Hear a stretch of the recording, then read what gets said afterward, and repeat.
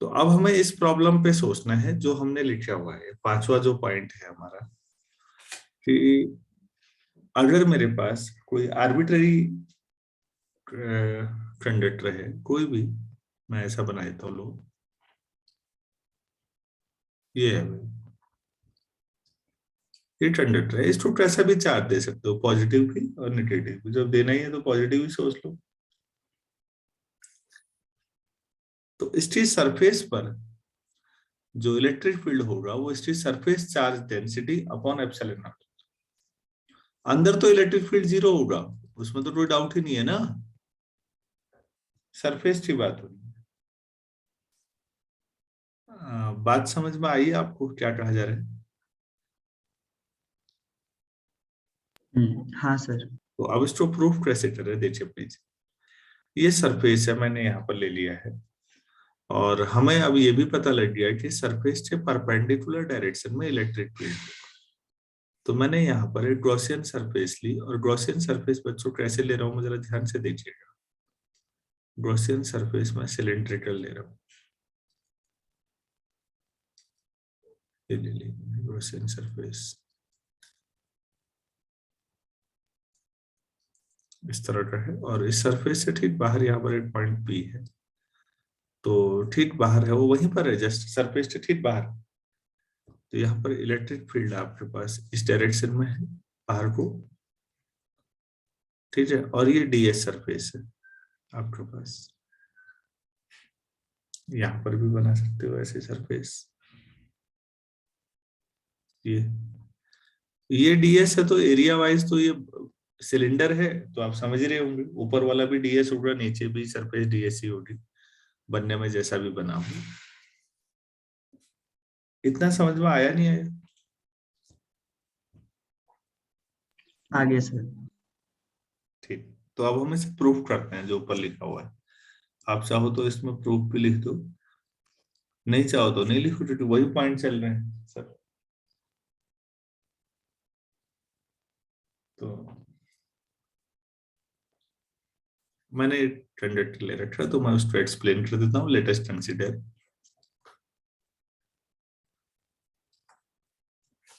a conductor having surface charge density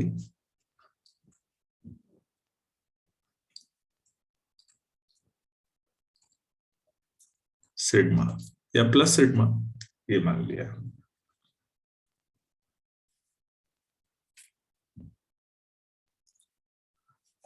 तो हमारे जो पिछले अनुभव है उससे आधार पर हम कह सकते हैं कि अंदर कोई भी चार्ज नहीं होगा, पूरा चार्ज सरफेस पर होगा। आप चाहें तो ऐसे लिख भी सकते हैं, ये प्लस बना सकते हैं कुछ, ये दिखाने के लिए कि इस पर पॉजिटिव चार्ज है। वी नो दैट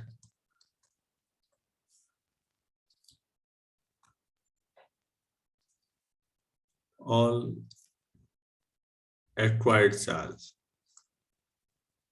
या फ्री चार्ज जो भी कहते हैं, क्योंकि जो बधा हुआ चार्ज है वो तो अंदर ही है, एटम्स के साथ बधा हुआ। जो सारा फ्री चार्ज है, चार्ज रिसाइड्स, वो कहां पर रहता है? On the surface and equal to zero within the द कंडक्टर। कंडक्टर के अंदर इलेक्ट्रिक फील्ड कितना होगा? Zero.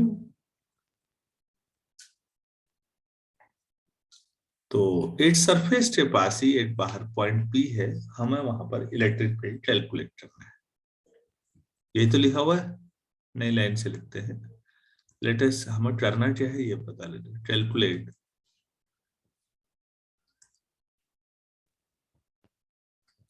Latest calculate the electric field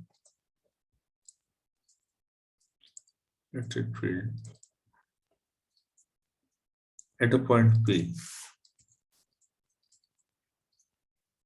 comma, very close to the surface point P भी बहुत क्लोज है सरफेस के, हाँ ऐसा कोई बहुत दूर मत रहे। हमें पी पर ही निकालना है, तो हम एक गॉसियन सरफेस ले रहे हैं, और गॉसियन सरफेस हमने सिलेंडर शेप में ली, और ऐसा सिलेंडर लिया कि आधा हिस्सा बाहर आधा हिस्सा अंदर धंसा हुआ है कंडक्टर के। तो लिखिए, late us imagine Gaussian surface. Imagine करना ही हुआ ना, या एक्चुअल में होती है? नहीं सर, इमेजिनरी। हाँ, let us imagine a cylindrical Gaussian surface.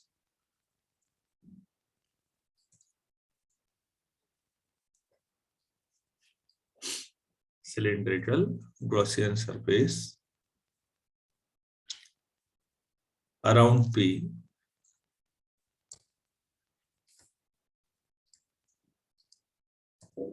as shown. तो नेट आउटवर्ड फ्लक्स क्या होगा फिर? Net outward flux five equal to sir E dot D. E dot D S, और वो ई डी एस दोनों के बीच का एंगल, क्योंकि जहां पर जिसको डीएस मान रहे हो वो भी डीएस का सरफेस में तो नॉर्मल माना जाता है ना डायरेक्शन।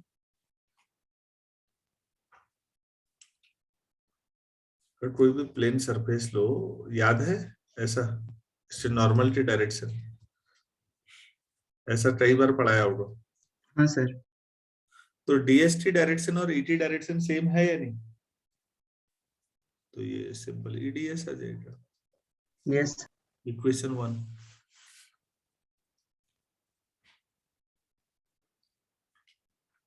ठीक है।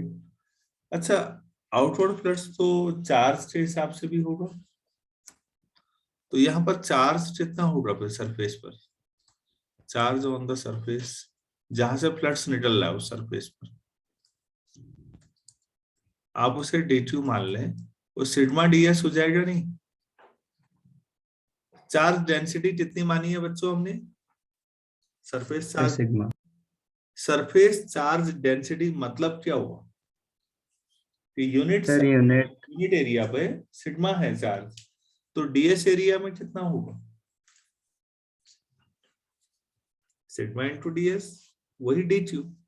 तो अब डी2 अगर पता है तो ग्रॉस लॉ लगाइए, यूजिंग ग्रॉस लॉ।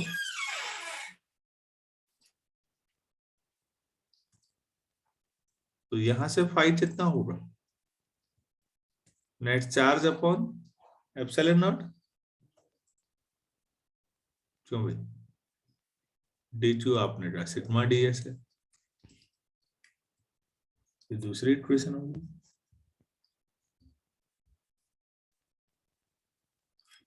तो इक्वेशन 1 और 2 से क्या निकाल सकते हैं? फ्रॉम 1 एंड 2 दोनों फाई की वैल्यू है ना, तो EDS equal to sigma DS upon epsilon not. DS cancel हो जाएगा, वो नॉन जीरो क्वांटिटी है, तो equal to sigma upon epsilon not. बहुत आसान है यार मेरे ख्याल से।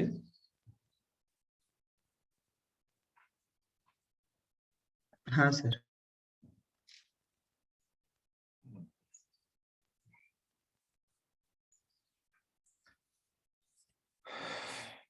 हम्म।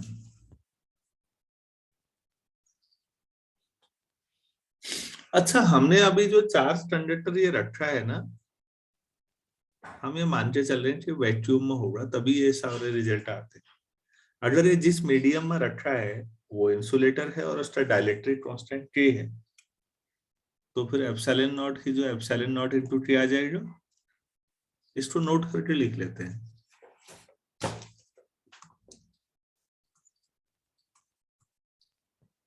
above result is true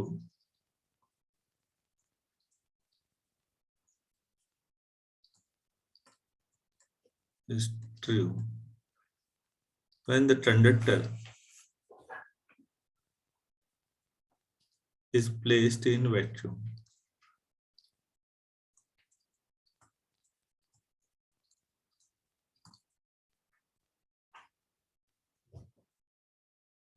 Placed in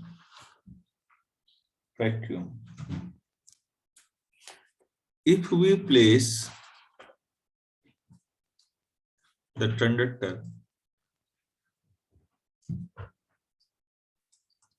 in a medium of dielectric constant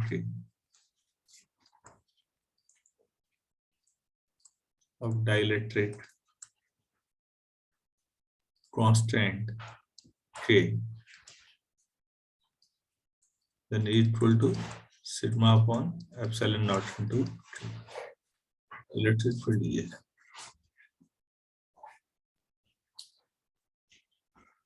तो हमने एक कंडक्टर को इलेक्ट्रिक फील्ड में रखने पे क्या क्या बदलाव होते हैं, 5 पॉइंट पढ़े हैं आज। पिछले लेक्चर में 4 थे, इसमें 1 ही होगा, और ये 5 महत्वपूर्ण बिंदु है बच्चों, आप इग्नोर नहीं कर सकते। अब यहां से हम लोग बात करते हैं, थोड़ा सा मॉलिक्यूल्स के स्ट्रक्चर पे थोड़ा और जाते हैं हम लोग। कैपेसिटर को बेहतर तरीके से समझने के लिए ये सारी चीजें जरूरी हैं। जो अगला पॉइंट है वो काफी आसान है, आपने ऑलरेडी पढ़ा है, मेरा काम केवल एक बार बताना है बस। उसमें ज्यादा कुछ है नहीं। आपने पोलर और नॉन पोलर डाइलेक्ट्रिक्स पढ़े होंगे, मॉलिक्यूल पढ़े होंगे। हाँ sir. Polar and non polar dielectrics.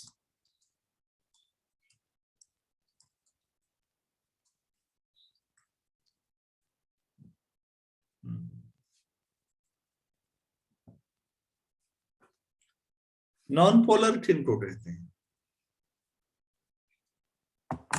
Sir जिनमें यूनिफॉर्म चार्ज डिस्ट्रीब्यूशन होता है। ठीक, जैसे S2। हाँ सर, कोवेलेंट मॉलिक्यूल। वो क्या बनाते हैं हमें इससे मतलब नहीं है।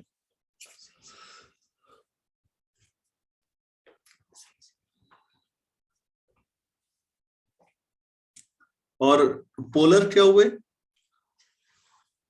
सर जिनमें चार्ज का सेपरेशन होता है। चार्ज थोड़ा सा डाइवर्ट होता है, बीच में नहीं होता, बीचों बीच में। ये एसिमेट्रिक डिस्ट्रीब्यूशन होता है, सिमेट्रिक नहीं होता। एक्चुअली जो नॉन पोलर हैं, हम उनको इलेक्ट्रिक फील्ड में रख के देखेंगे कि उनका पोलराइजेशन पे क्या इम्पैक्ट पड़ता है। हमारे लिए वो काफी महत्वपूर्ण सेंस बनेगा। तो ठीक है, उसको मैं नेक्स्ट क्लास में ही करूंगा।